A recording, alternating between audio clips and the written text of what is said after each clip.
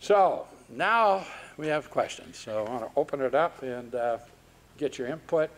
And thanks, Don, Mark, and everyone for all your work you've done. Mr. Heisey was featured as one of the speakers when this whole process began a couple of years ago. A lot more conversations with the township and the city of Plymouth. I just wondered if you could give some background on that relationship and how it's going and their thoughts. Thank you. well, obviously the relationship has improved immeasurably. And the cooperation with the city too, as I'm sure you know. Certainly, as people find out more about it, I mean, certainly there was skepticism early on, and I don't blame people for being skeptical of something like this. But the more they learn, the more convinced they become, and the more they appreciate the value that it will add to this community. And you see the mayor up there and Kurt Heisey, they're not up there just flapping their gums just to have a good time, right? And Kurt's phone might be ringing a little bit tomorrow morning, I don't know. But I think as they get more involved with the project, they come to appreciate more and more the big picture of what this project can do for the Plymouth community. One of the things we've got to look at too is what does Plymouth want to be 10 years from now, the downtown area? You know, a lot is changing in retail. What's our retail going to look like 10 years from now? What's going to bring people into this community? I don't know. I have this sneaking suspicion that we could really move forward with arts and recreation in this community and really make it a focal point for the arts in the western suburbs. We got a check in every box. You're welcome to take a look at these market surveys that were done. These guys are blown away. They've never seen anything that was so positive that, you know, they got their criteria, they go through and evaluate everything. Man, we're getting 5 stars on everything. And so I think we need to really take a look at what opportunity we have here to expand our reach in this community and really make this a prominent community.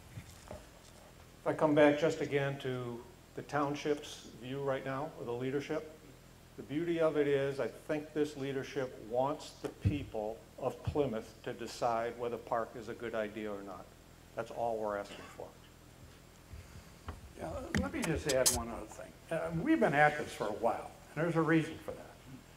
It would not have been fair for us to come to the community, whether it's private donations or millage or anything else. It would not have been fair to all of you to come to you and say, hey, look, why don't you ante up some money, we ought to do this thing.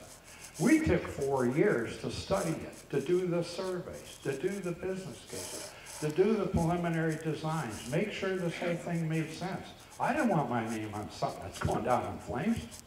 So we did a lot of work. We put $4 million in private funds into this project to this point, to get it to the point where we can legitimately come to all of you in the community and say, okay, here's what it's all about, here's what it'll do you want to do it or not?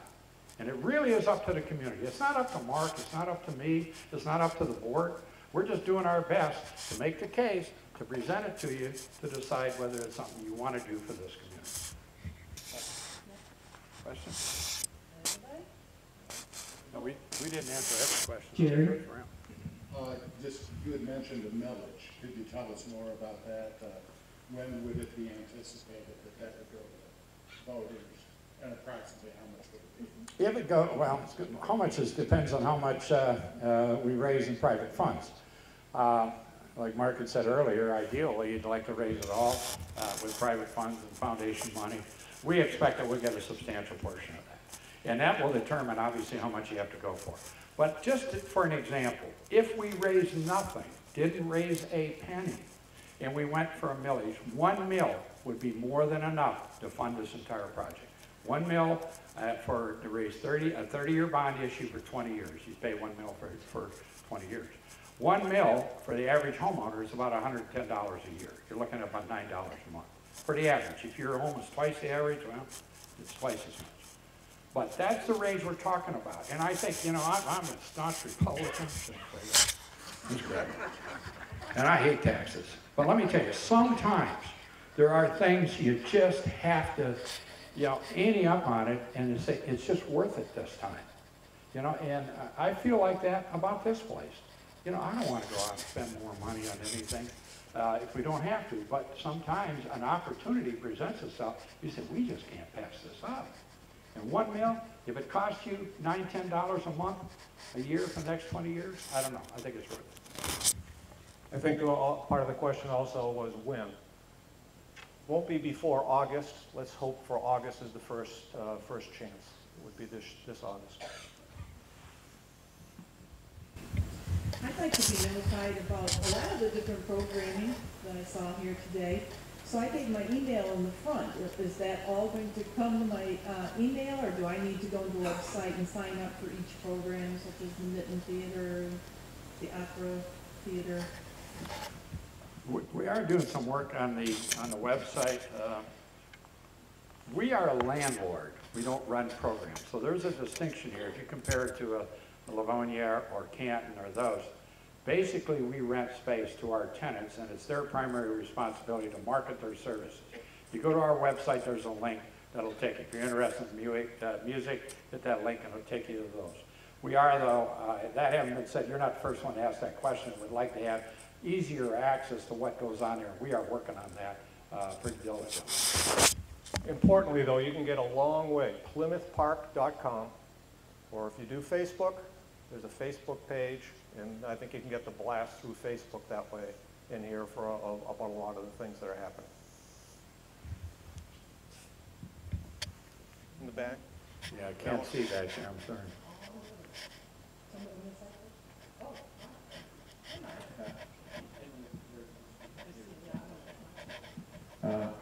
Hi, I'm Mark Hoppett. I'm active in the Old Village area, and I'm all in on this, Don. I think you've done a fantastic job of bringing a great idea to light here, and I know you got a lot more to do on it, but one thing I wanted to mention that you haven't mentioned so far is there's a lot of corporations that like to have events, and if this is designed right, you know, you could have a space in the lobby where you could have banquet tables or things like that brought in, and all the corporations that are out in that industrial park that we have nearby here, this would be a facility where they could have an event as well, and I think that's something that we haven't even talked about very much yet. No, that'll be a big part of business in that theater. You can do those during the day and sometimes doing other things at night.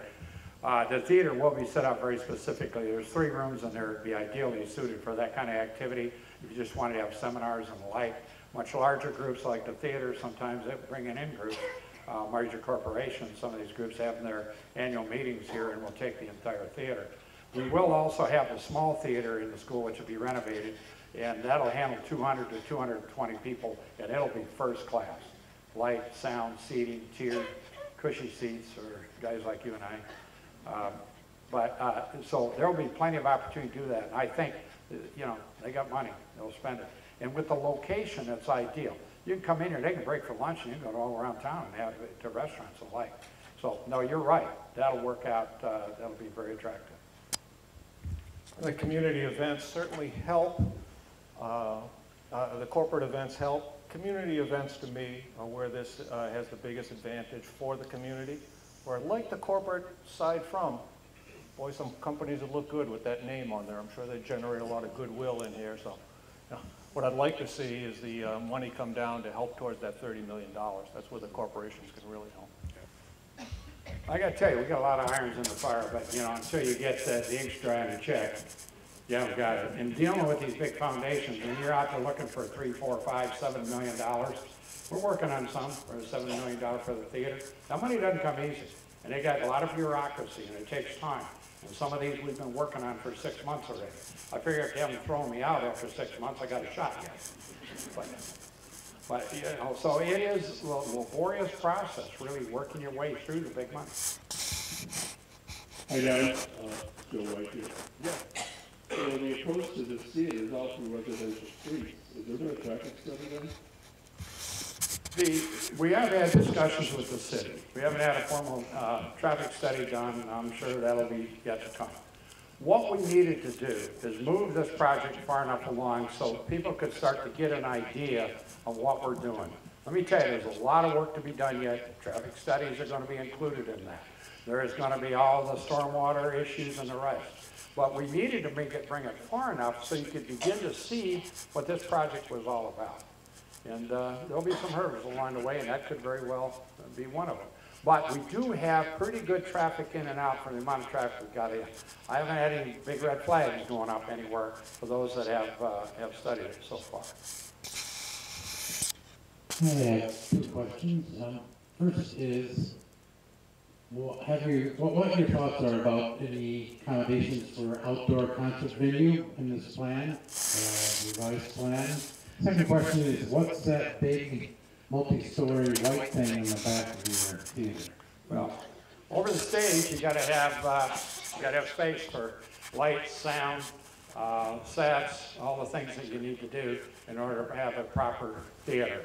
So, you know, that's space for accommodating all those things. You'll see them in every theater that there is. You don't have much choice in that.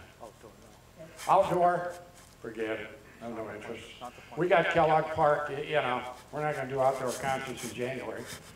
And I'm not gonna compete with Kellogg Park 2-3 days a week doing concerts. That's their deal. I just don't see us doing that. We might do some indoor ones in the winter months, things like that. There's, you know, wouldn't mind having concerts in the park. You know, in the winter. Kind of catchy, right? But we would not be doing outdoor concerts. And on top of that, our athletic fields are used. You know, if we wanted to do an outdoor market once or something, I don't know, but we're not doing any concerts. Yeah, Scott, because you look like you're going after bond money for funding of infrastructure in the building and that.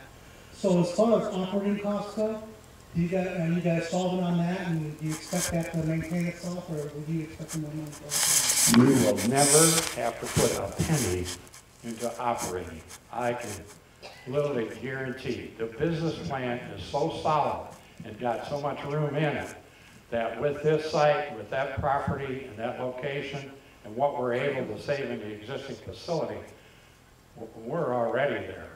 I mean, we haven't even fully optimized that. You know, Don's a can-do guy. I'm a finance guy. I'm conservative. What I mentioned when I said that we had the business plan review, that was people coming in and taking a look at the operating costs, the revenue, what was our evidence behind where we were, where we thought we would get to, and then they put their own numbers on it. And again, I was going fast, but they came up with the fact they think we'll actually make not a big enough profit to make this a wildly successful venture, but a profit, not a loss.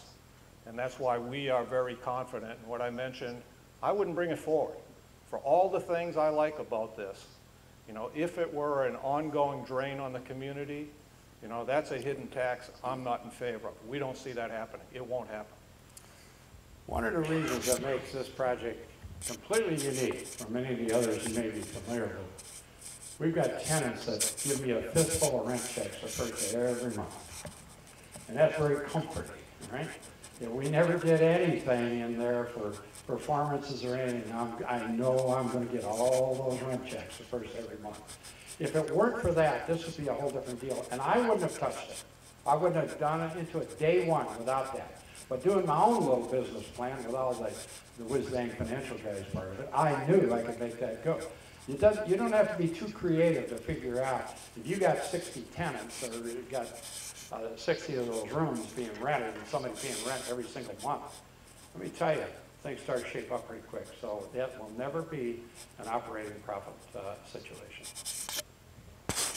I have a question about the pool. As far as the recreation, you know, to the recreation part of the complex. I haven't been in that pool for, you know, a long time, but the last time I was there, it was not a pretty place. Can you speak to the improvements that you've made there with into Yeah, I guess I'd ask, when were you there last? Oh, it was, you know, 20 years ago. Oh, God forbid. Please come and pay us a visit. You will not recognize the place. Now, on top of that, one of the things that I lose sleep about at night is the equipment down below the pool. The pumps and filters and valves. Oh, it was a scary place. So we went out and applied for a grant from the Dunning Foundation, Margaret Dunning, many of you I'm sure are familiar with, and the Dunning Foundation, and they got us a $125,000 grant. The 1st of February, we start tearing into that. We're going down, I think, middle of February, right, Carrie? And we go down for 2 weeks, and we're going to replace every inch of plumbing, valves, everything in the place. It'll be brand spanking new. The other thing is we're going to resurface the pool. They're going to regrout it and then polish it. That pool will look like the day it was new.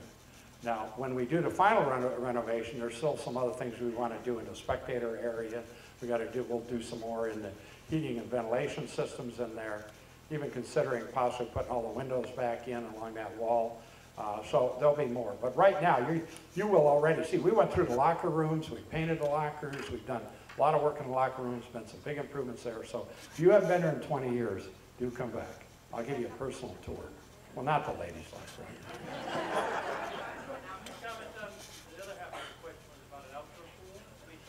No, I don't think so. We don't want to compete with, there are some outdoor pools. We have the only indoor pool that appeals to the entire cross-section of our community. And I think that's where we want to stay. Those outdoor pools, similar to this, are far away and overcrowded. So I could see, I love the idea of this, I absolutely do. But the same logic, so there's not a park or a theater within location, that same argument applies to an outdoor pool. One of the problem with outdoor pools, they're only good for about 90 days of the year.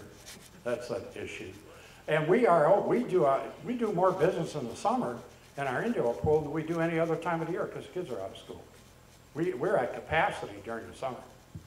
But I understand the argument. There are those too. Why don't you have a fitness center? Well, we don't want to go up against LA Fitness and Lifetime and some of those. So we're trying to pick pretty carefully. And there's place for other things that we haven't got there, but who knows? Maybe down the road. And there are certainly other ideas beyond what we talked about. I've heard ice rink. There are a number of things that may be over a period of time, if the space exists, if the money exists. Part of what you've heard, I hope tonight, is we've been very careful on where dollars get spent.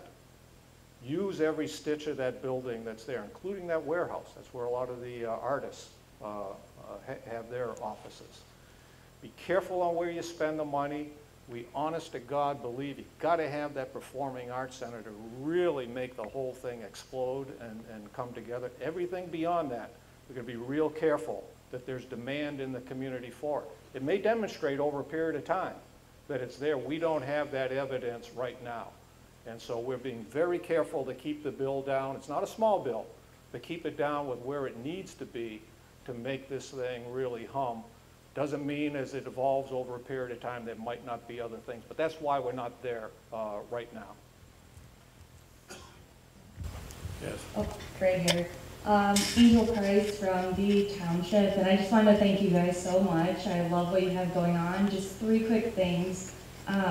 One, are you concerned at all that the new theater is disjointed from the cultural center and the existing park facility? Just kind of off there on an island, and you talked about leveraging the staff and the resources, so how do you plan to do that with it not being connected? Like if I'm having a recital there, I'd like to be able to leverage the other classrooms and stuff for like overflow, so what is the plan there? 2, what is the timeline for the new theater? And 3, one of you made the point about adding some like berms and trees to the parking lot, which I think is really important. I'd hate to see like another concrete jungle like what we saw happen to McClunkel Park. So, look, we're going to be, let me take them backwards here. We're going to be very sensitive to what that looks like. We've got some room to work with there. And as time goes on here, we'll fine tune that to make it as attractive as we can. Again, your second question, I already lost it. Just the fact that they're separate. And They're separate. How do you share the people? We started with them up together. And well, let me tell you, we couldn't get away from the fact that we were going to have swimmers and basketball players and black tie events all sharing the same lobby and the same traffic getting in and out. And it just got too much stuff in the same place. And we must have looked at 15 different variations on how to do that. And I was probably the most adamant about not doing it because of the logistics issues and the staffing issues and the like. But there really was nothing else that made sense. If you wanted to get proper traffic flow, you want to see a traffic disaster, it was to have everything in one area and have to dump them in the same place. Parking, on long walks through parking. So it was a compromise for sure. And some of the staff would much prefer they don't have to put their jacket on and walk out to the theater when they have to go out there. That's probably the biggest negative. The rest of it was probably okay, but it is what it is. And I think you also asked about gee, wouldn't it be nice to have additional classrooms available for overflow? Two parts to that. Number one, pretty soon all the classrooms are going to be used full-time in that building. They won't just be empty and available. Second part is that does happen, that people come into a performing arts center and want some extra overflow space. It's built into that plan. In that building is the anticipation that some people who use that will want some additional, need some additional space. So it's actually under the roof of that performing arts. We do have 4 separate rooms in the theater. If they're in there, that would break out that are substantial, and a couple of them we can, there's a barrier, a wall in between too that you can close and double those out. We're gonna have a number of rooms in that theater to do that with. And we won't have a lot of space in the school. I mean, we got some of the theater spaces and the conference rooms and things like that. But it's not like we're gonna have 10 empty rooms in that school that people can just come in and use. It won't be available. My name is Nina Deptula, and I'm in the township. And I just want to clarify a few things. And first of all, I do appreciate everything you've done here. I think this is well overdue, and this should go forward and should have been going forward. I'm glad that you're doing what we really need. But my concerns are with the taxpayers. Is it going to be just township, or is it going to be all Plymouth City and townships? And it absolutely has to be for 20 years. And I just wonder, what is the benefit for the taxpayer, or the homeowner? We're paying the bill, and like, you know, you say no room for any exercise facility, where we're way behind in that. I mean, if you've gone to Livonia, Old Bentley, I mean, that is fabulous. And everyone gets a break if they're in the city versus outside of the city. There's a great difference in the pay. But you're seeing we need this. We need to have a facility. We're going to Livonia one, and we don't have one yet. And I don't, you know, if you look at Livonia Bentley School. They spent a lot of money on their millages to build those facilities. They also subsidize them to the tune of, I forget now, it's over $1 million a year in subsidies to operate those. So the taxpayers there are paying a lot. Canton's even worse with what they pay to support those facilities. We're only talking about the millage, like I said, $110 a year. Okay, it's 20 years, a couple $1,000 over 10 years, 4,000 over 20 years. But they pay a lot in taxes. We're trying to avoid that. They have big subsidies for their operations. The Canton, the Summit, and the Village Theater lose about, taxpayers subsidize that to the tune of about $1.8 million a year, right? Just that subsidy every year. That's on top of building the facilities originally. On top of that, you pay a membership to belong. We're talking about here, okay, we've got a millage to build the building, maybe $50 to $100 a year. We won't charge any memberships. We don't charge memberships. I don't believe in them. But they have to there, and they still lose $1.8 million a year. We think we've got a model that really works. It is not going to require any subsidies. So I think we need to look at the entire package as to what it takes. Now, it really comes down to, do we believe this adds value to our community? I mean, I can show you a dozen studies, you can believe them or not. I'll say property values go up when you have this. Quality of life goes up.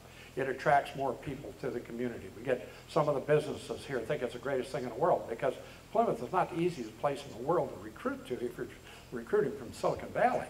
Right? They want some of these amenities, and so it makes it more attractive. More people come here, housing values go up. So I think there's some real benefit to the entire community. You got to weigh that against, okay, is it worth $100 a year for all that? Even if you never used it, I think it is. But, you know, everybody can be their own judge of it. Yeah. Hi, Don and Mark. During Orchestra, you knew I was out here somewhere. Coming from way back, 1952, resident of Plymouth, and I'm the one that's on Facebook all the time, advocating one Plymouth. And I think you spoke of that, of the township. certainly there is room for, out in my neck of the woods in Canton now, for involvement. I want you to just cover, I know we've talked about some of the historic and nostalgic feelings that I've brought and many, many classmates of mine have brought to you already and are still coming. Some of the ideas we've had some reunions, different classes up there.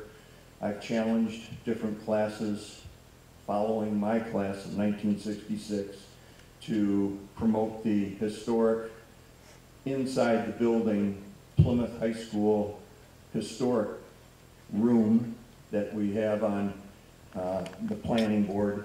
And if you could just touch a bit on that. I want to thank both of you so very much that this is a dream of mine and a dream of others that was going down the tubes. The wrecking ball and the bulldozers were ready. Thank you so much, Mark. And Pat. It is from the bottom of my heart. This is huge for Plymouth. It's huge for the township, and we can make this happen. Thank you. Yeah, thanks, Jerry, and thanks for everything that you do too. Jerry alluded to some of the historic preservation internally. We have designated a room as more or less a museum to the old Plymouth High School, maybe middle school at some point, but Plymouth High School, and we're gathering up things to do that. That'll get a renovation as part of this project, and we really do want to preserve. We are finding things, Dan can tell you, he comes to my office with some of the darndest things that we find hidden away up in the attic and in closets and everything else. And we're trying to preserve a lot of this stuff and make it available to the community in a proper fashion. Hi, Karen Cicely. You mentioned that as early as August we might get this on the ballot for the communities to vote on. I was wondering, what is the process to get on the ballot? Are you going to be looking for volunteers to help get signatures or to get the word out, or are you going to have a future meeting about that? Because I think a lot of us here would like to make sure we get that going. Yeah, I know there are some community groups already forming on their own to get behind it, obviously help with the private funding, but also in preparing for a possible millage down the road. Gotta get your ducks in a row. We haven't spent a lot of time yet studying that. I'll tell you what, we are focused day and night, 7 days a week on getting private funding. There'll come a time when we have to address that, and when we do, then we will. Now we got a general time frame. There's a time frame when you got to have the ballot language approved so many days before the election and the like, and we're very much aware of that. But for right now, we really haven't spent much time focusing on that. I don't know, Mark, you want to? It won't be long, though. Yeah. I mean, give us a chance through the private capital campaign. Again, we don't even know how much money we'd be asking for until we have a chance to finish this aspect of it. But assuming we do get to that point, there need to be discussions held, negotiations, if you will, with both the township and the city government to make sure that everybody is comfortable with how this would come about in terms of ownership, in terms of operating arrangements. You know, there's a lot of details to go through. All of them would have to be worked out, but you know, I'm confident, again, we've got the right cooperative spirit, you know, in the leadership in both the township and the city right now. But it's certainly not, you know, that's not the hardest part of what it will take, but it is still something we have to go through. And we've been trying to do our best to keep the leadership of the city and township informed of where we are, what our general plans were, and they're very supportive. We don't have any pushback right now. Now, you know, devil's in the details, but right now the city and the township would have to come together. Governing bodies would have to come together, and of course the folks in both the city and the township would have to approve it, any millage. So one can't do it without the other. So we need the governing organizations as well as the millage would have to go with both communities. Hi, my name is Daniel Rosenbaum, and I'm a next-door neighbor of the park facility. So from my vantage point, I have a front door view of everything that the park has done, and it's very impressive. The sports, the recreation, the arts accomplishments, and sort of the critical mass has been built up there. If I was given an opportunity today to vote on a millage just for that first $15 million that was discussed, just for the maintenance, for the upgrade, to bring the existing facility into good shape and get a funding stream to keep it that way, there'd be no question I'd be a yes vote on that millage. So my concern and what, you know, what I don't like about this plan is the theater. I have no doubt that this theater could be successful. I trust the experts. I have no doubt that it could benefit the region. But of course, the question and what's been said today is, will it benefit the people of Plymouth? And what we're looking at here is, look at the schematics. Whatever we do, it's got to include the city and the township combined. The city can't do this. It's just not in the cards. The other thing is you got to look at a business case. Without that theater, it is marginal. It's a little scary. Makes me nervous. We really need that theater to complement the entire project. We've been through that. And I'll tell you, we had two major experts on this, on the business case and on the market survey. Both of them said for the business case to hold water, it requires a theater. Now, without that theater, it's going to be really tough. And there's a lot of activity within this community. You know, when we got people got to go 20, 30 miles away because there's no performing venue here, our local arts organizations. Yeah, you know, if we did one national act a month, that'd be great. It's not in the business case, it's break even. I don't care if we ever did one. We don't need it. It's our local groups that do it, and you supplement that with the larger regional organizations. But the larger regional or national organizations out of 160 days a year might amount to 15 or 20 tops. It's really our local community that's really going to benefit. But, you know, everyone's going to have a different opinion. I know you live, your house backs right onto the site, and I'm sure that raises some concerns. We had a meeting with all the neighbors here a few weeks ago trying to get their input into this. We want to minimize the impact as best we can, and we will. But, you know, and obviously that's why we're having these public forums to get input into them. We're going to have 1 or 2 a month gathering in input from the business community, from residents in the community. This really is up to the community to decide whether they want to do this. I don't benefit from this. I've given 4 years of my life to this. I've written some pretty healthy checks to the project. There is no way that Mark or I can ever get any financial gain from this project.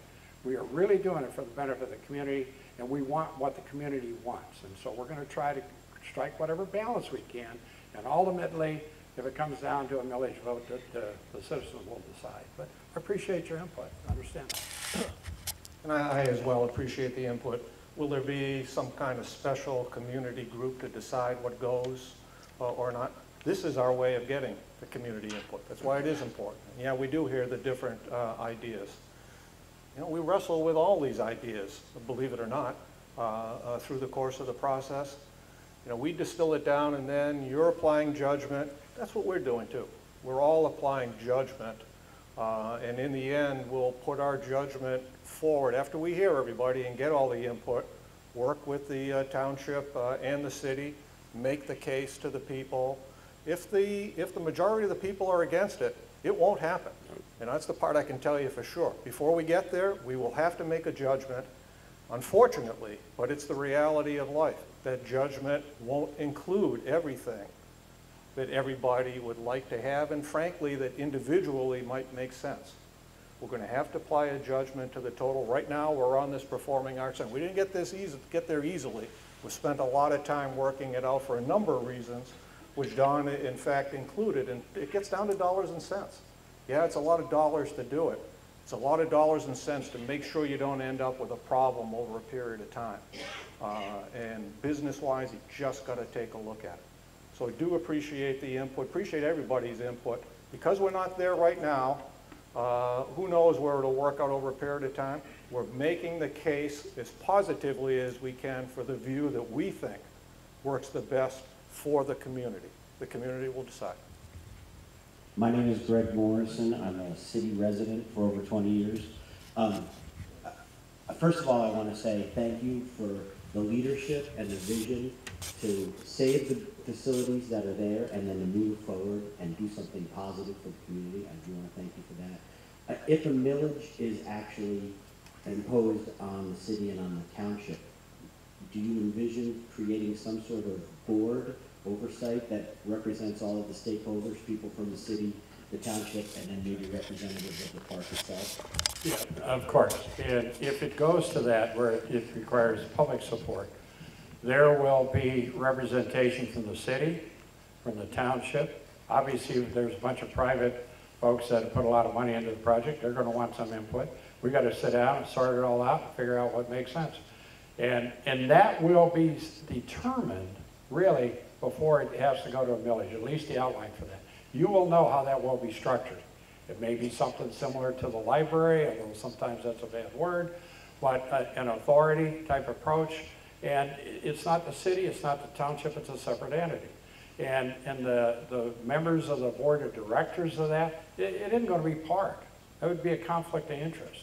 So that organization is what doesn't impose the millage. They offer up the opportunity for the citizens to vote on the millage. No millages get imposed. Only if, for those that I guess were against it in the past anyway. But it's going to be come up to a vote of the public, and they will know everything. They'll know how the board is structured, how the organization would be structured. So, you know. Don's right. I mean, it has to be negotiated. Everybody has to be involved. I'll tell you, we're at the point when it comes to negotiation in terms of one item we can sweep aside and not worry about. My wife and I are fully prepared to have that building and that property donated to the city and township if in fact the overall arrangement works out. So we'll participate in that regard. Is the Philharmonic privately owned? No. Philharmonic has been a 501c3 public charity for 70 years. They're not privately held in any way, shape, or form. This is Carl Badisher from the Plymouth Community. Yeah, Carl. If you had a ideal situation and everything worked the way you wanted to, when would be your opening concert for this facility? With the Michigan Philharmonic. And would it be the community band? The Michigan Philharmonic, in conjunction with the community band, I would expect would open in October 2020 if everything went well.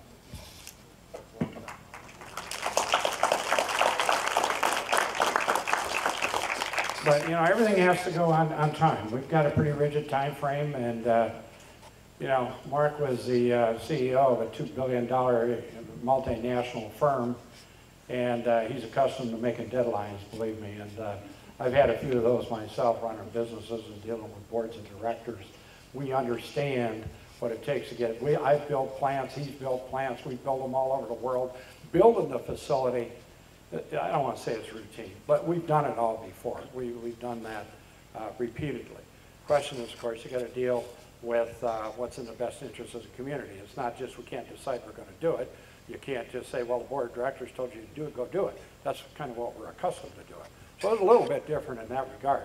But as far as the challenge in running it and building it and making it successful, we know how to do that. But, you know, we need the engagement of the community to make that happen. Yes, I'm a senior from Plymouth Township. And I'd like to know, maybe at the park, what is going to be done, because I know at least at the township we have no senior, I mean, we have a senior program that's very minute. And so I'd like to know if there's any information I can have about joining. And I'll tell you what, as a senior and as a volunteer, you'd have a whole lot of volunteers for the theater if you do something for the seniors. We have a number of senior programs going on now. I would ask you to come and check it out. Get with Gail or Samantha. They're here tonight to do talk about that. We are growing our senior programs considerably, and we would really like to grow them some more. And we're trying to work out some collaborations with other senior groups in the community to help make that work. But, you know, we've got, you know, water aerobics and walking, and we've got now pickleball, and so we've been adding a number of new programs. We've got line dancing, that's pretty much a senior program too now. But we're looking at adding more things to it. So do stop by. And the pool, there's a lot of use by a pool by seniors. Not specific paid things, but like a club where, you know, like Livonia and Canton both have senior clubs, and they have a variety of things. It's just not that they have to take a class for seniors. Yeah, they have significant taxpayer funding for those programs, significant, that are subsidized. We get no funding. We're entirely private at this point, and so we got to be very selective about what we can offer. Offering Livonia is not offering, or Canton offering free programs. Those programs are being funded by the taxpayers pretty substantially. So and they, you know, the decision has been made by administrations and by the residents in the community that they think it's worthwhile that their taxpayer money should go to subsidize those programs. We don't have that opportunity right now, so we got to be a little more careful with how we do it. And again, I mean, the big part financially, what we're looking for, what we need is the money to fix up the building, fix up the property, build the Performing Arts Center. From there, when we say it will be self-sustaining, the way we do that, which is different than the other community centers, is if you use it, you pay for the use. You decide to pay for the use. So we don't get subsidies that everybody is subsidizing people who may not use it. You use it, you pay for it. If you don't use it, you don't. Any other questions? Excellent. Oh, one over here. Well, we'll take one more and then we're going to call it quits. I know all the guys want to get home with that championship football game, so. Thanks. I just would like some clarification on the gentleman who was a neighbor whose home looked at the facility. I thought was very well spoken, his question, and his explanation that he is all for what's going on at the school building, not so much all for the theater. And my understanding from the slideshow and from the earlier presentations was that the operations with the rent that Don, you talked about how all the rent coming in is helping that school building to function. And I guess what I'm wondering is, it seems like this is a school and theater or nothing the voters are getting to decide on. And I guess my question is there any capacity for the city to decide yes on everything that's going on in the school building, fund that, but no on the theater? Is that a possibility? Is there any mechanism for that kind of discussion? Have we already passed that and this has been decided that it has to be the theater and the school, you know, renovation, or it's just not happening? Because that's a lot different thing to put to the voters. You get it all or you get none of it is a lot different than you get what, you know, we get to do what we think is best for the community. And I understand the issues about an outdoor pool and ice rink, and maybe those aren't because of the cost of those compared to what we've seen in Canton and Livonia. But I'm just wondering if you could clarify for us, what is the voters going to get to decide? Are we getting an all or nothing decision, or do we get opportunity to say what? First off, it's not up to Mark or I to make that decision. If it goes to the voters, it'll probably, the most likely scenario, it's an authority. And the authority will either have a voted or appointed board of directors from the city and the township. That authority will decide whether they want to go out and ask for a millage. If that authority says, we're only going to go after the school, then I guess that's their choice. But right now, all the feedback I get from the city, the township, and all the powers to be, they really want the entire package. It will not be up to Mark and I to do that. I mean, we don't have that control. We won't be able to dictate those kind of terms. We don't go asking for a millage. The authority will go, and that will be based on the city and the township almost exclusively appointing or having elected a board of directors that will make that decision. We can present the case, what we think is best, and I really think it becomes very marginal if we don't have the theater in there, because we share so many operating expenses between the school and the theater. And the other thing is, you know, I just personally feel it would be a huge loss of opportunity for the community. But, you know, the community can decide. It will not be up to us, I guarantee you that. And I think that was well said, Don. But we clearly have a strong view. Yeah, for sure. There's no question about it. And Don got it right. Part of it is, and I hate to keep coming back to the dollars and the cents, but it is a dollars and cents item when all is said and done. The whole complex, as think of it now for a business, will work better with a performing arts center there than the school by itself. We're not quite to break even right now. I don't know if we'll get close enough that with small contributions you could get home, which for an operation that size will be fine. It'll be better, again, because it can share some of the people when we need for ticketing, et cetera, et cetera. You know, we'll make the money there. My other view, it doesn't make it right, but I'm glad you give me the opportunity to share my view, If we have a really good performing arts center there, watch over a period of time the quality and depth of the tenants that will come and set down roots inside Plymouth because that performing arts center is there, and that they see the value of having that so much nearby. And to me, it's a matter of, yeah, I look at dollars and cents and I talk about it maybe too much. You're really getting into, and it's judgment. It's just my view, may not be your view or others.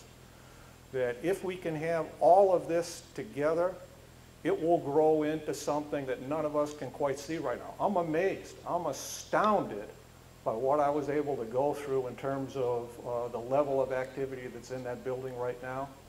You haven't been able to see it. We haven't even touched the surface for what that trajectory can be, but not if it's just changing out the windows.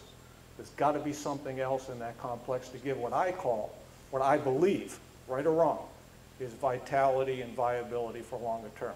But it's a judgment, and we have to make the case to you all. We'll have to make the case to the township and the city, but make no mistake about it. I believe it strongly. Let me tell you one other thing.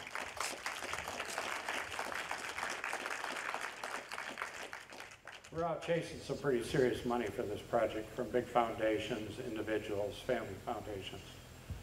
It's tough to raise money to replace the windows in a 100-year-old school. Right? When I'm talking to some of these big foundations, I'm asking for $5, $6, $7 million. Let me tell you, they want it to go to that theater. Not some old, rickety old school now that we're going to fix up for the kind of programs we're talking about. The big money is looking for the big ideas. And the money for the theater will have an easier time. What do we do when we get down to the end of this and we got most of the money for the theater, but we got a long way to go in the school? Because this money is being designated for what the purpose is. And I can tell you, the big money wants to go in that theater. So, just for what it's worth.